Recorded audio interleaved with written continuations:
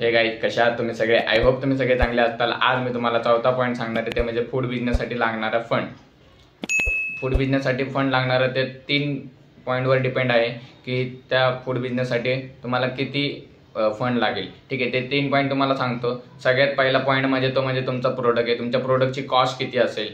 ठीक आहे, त्यानंतर दुसरा पॉईंट म्हणजे जी लोकेशन आहे ती लोकेशन तुमची हाय सिटीमध्ये आहे की लो सिटीमध्ये आहे। तिसरा पॉईंट म्हणजे तुम्हाला 3 पॉईंट मी अजून सांगतो।